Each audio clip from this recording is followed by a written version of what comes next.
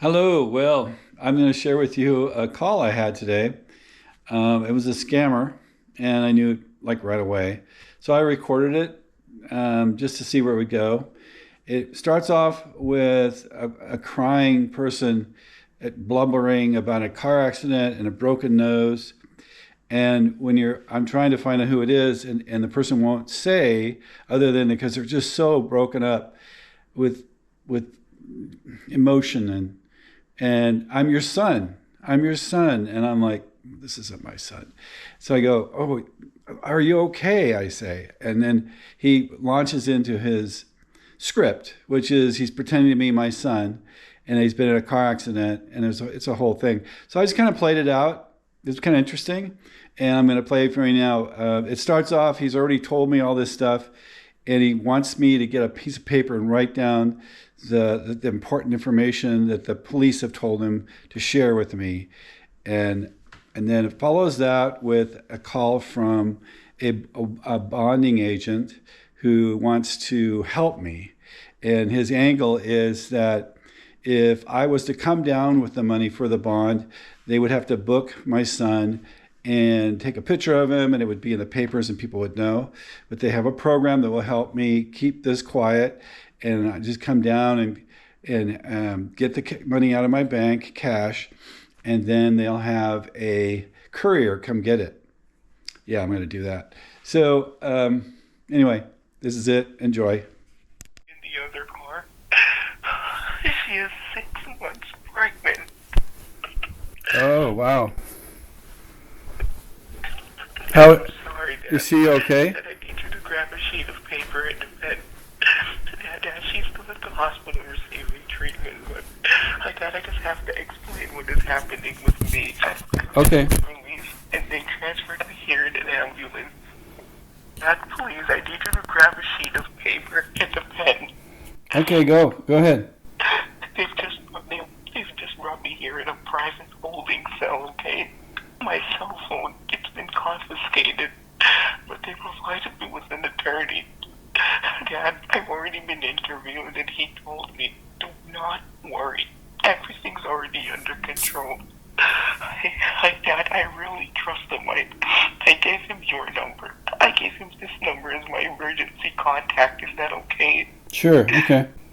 Dad, just please, I need you to take the information before the phone call gets disconnected.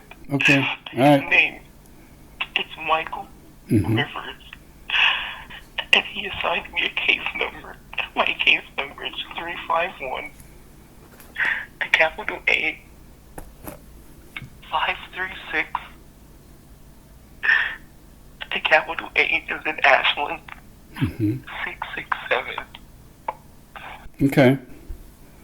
Well, are you going to the hospital or what are you doing? Dad, I've already been released, Dad. As I said before, they released me. They gave me Oh, okay. stitches in my upper lip, okay? Okay. They have me here in a private holding cell. Mr. Rivers, he said he's going to call and explain everything. Dad, I just need you to repeat the case number.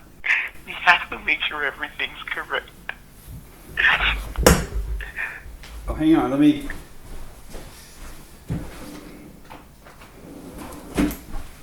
The pencil I'm using, I can't hardly read it. Let me change. Let me get a different pen. I can't hardly read this. Okay, give it to me again. Dad, we have to be correct, Dad. This is really important. Okay, correct. Give it to I'm me. going to repeat. It's 351, 351 a capital A, A 536. 563. Capital A is in Ashland. Mm-hmm. Correct. 667. Correct. 667. Okay. Dad. Yeah. Dad. Yeah. Hello. Dad. Yeah, I'm here. I'm listening. Dad, I've just been announced that I have 2 minutes remaining, Dad. Please. Okay. All right. I need you to repeat the case number. We have to make sure everything's correct. Okay. It's 351 A 563 A 667. Correct, Dad, and both the letters are capitalized. Yeah. Yep. Dad, before the phone call gets disconnected, I have to tell you something really important. Okay. All right.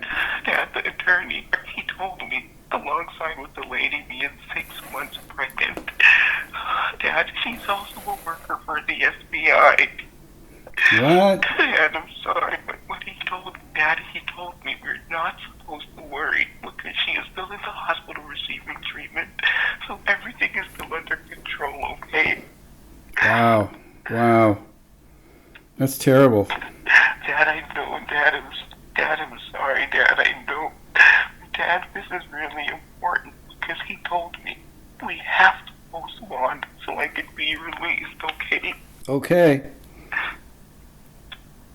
Alright, Dad, he said the bond. It's 100% refundable as long as we follow his instructions. So, Dad, I'm going to hang up and have him call and explain everything. I just need you to stick by the phone, alright? Okay. Oh, terrible. Okay, Dad, and I promise, Dad, I promise, no matter the amount for the bond, I will make it up to you. Okay. All right. Well, take care of yourself. Okay, Dad, I love you. Dad? Yeah, here. Yes, I love Dad, I love you. Oh, thank you. I love you too, son. I hope you're going to be all right. Office, how are you? I'm good. Thank you. So, I'm calling in regards to a gentleman who was in a two-car collision accident. We recently gave him a 5-minute phone call. Did he reach out to you? yes, that's my son. Okay, perfect. Do you have the case number that he provided you? I don't because I just left the house to go talk to find his mom because I was going to have his mom. Oh, do I need that? No. I just wanted you to confirm that, but since you don't have that, sir, I need your full name and your son's full name and your relationship out loud. This is being recorded.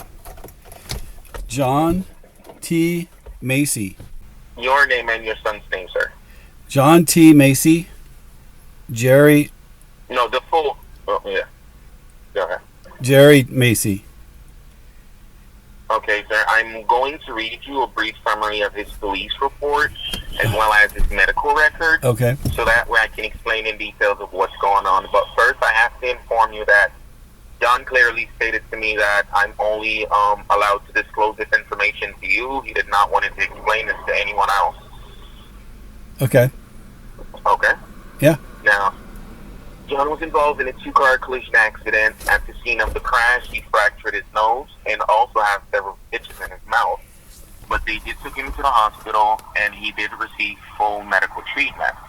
At the scene of the crash, once the officers arrived, they performed a breathalyzer test on both drivers. Now, John failed the breathalyzer test by a fraction of a point. He mentioned to the officers that he was never drinking.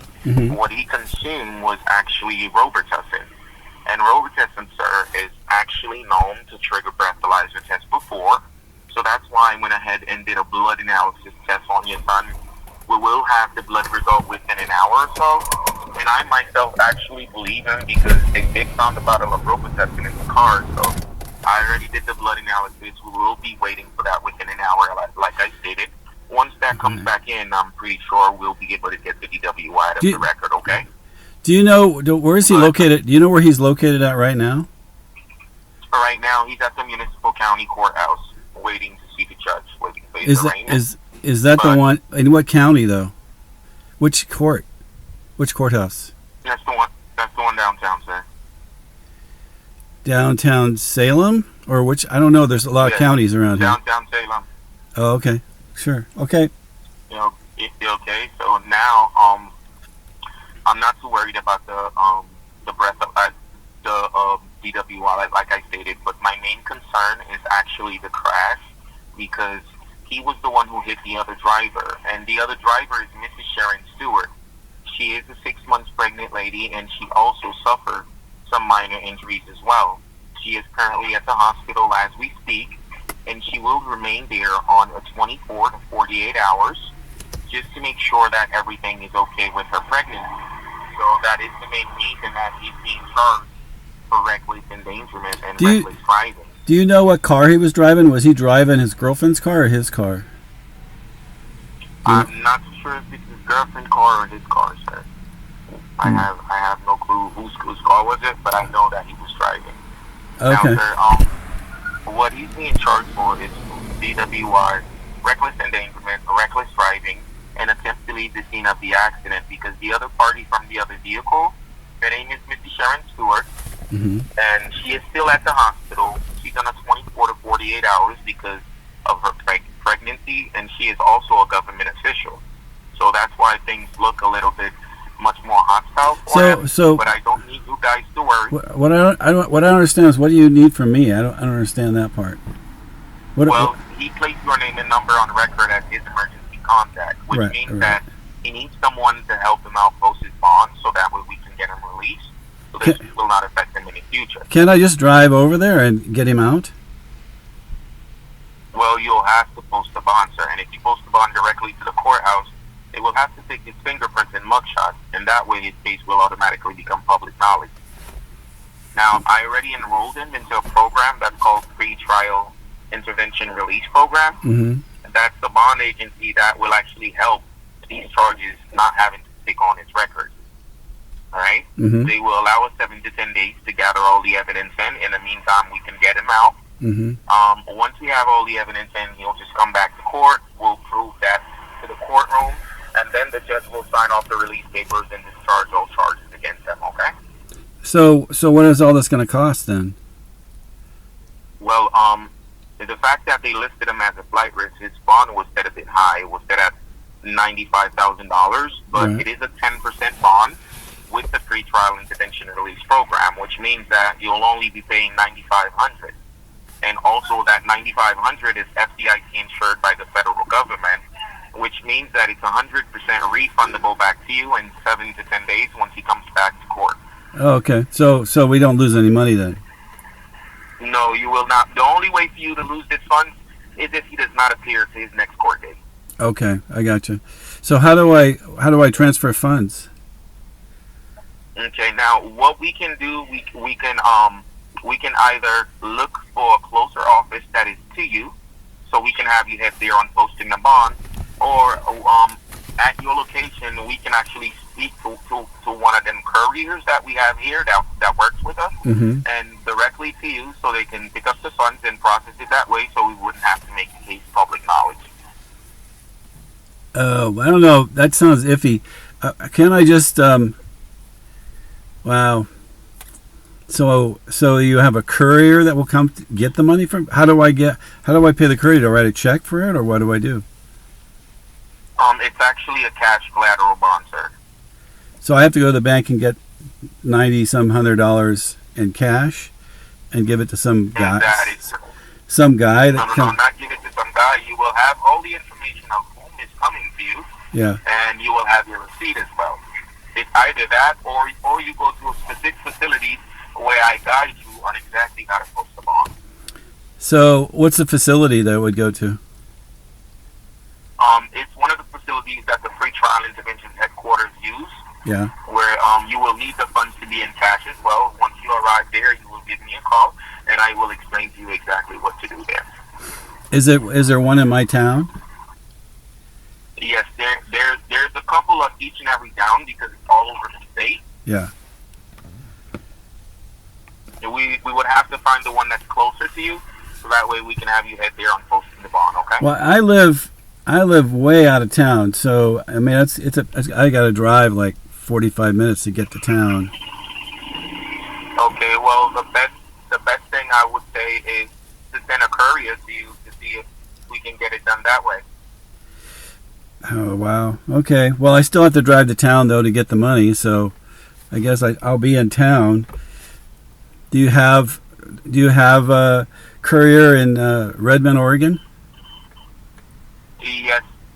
Yes, we do, sir. All you have to do is provide me, as soon as you get there, just provide me with the zip code of where you at. Okay. And we will actually provide me with a location and the zip code where you at, and we can actually have a courier meet you there. How will I know? How will I identify the person? No, I will give you the license plate number, the model of the car they're driving, Okay. the name, and so on. Oh, okay. Okay? Yeah, interesting. Well, I guess I better hit the road.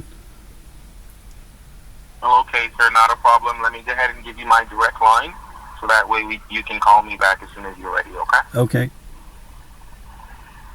My number is 973 973 688 688 1444. 1444.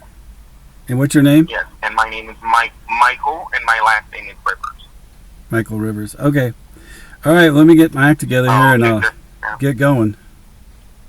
Okay, not a problem. In the meantime, do you have any message for him or any words of encouragement? Yeah, I would say maybe he should write a book about this because this is pretty interesting story that he's just come up with. I think he's fooling me, actually. You think he's fooling me?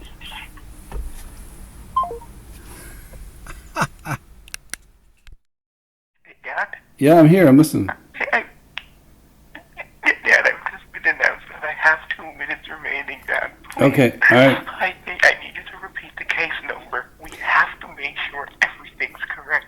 Okay, it's 351A563.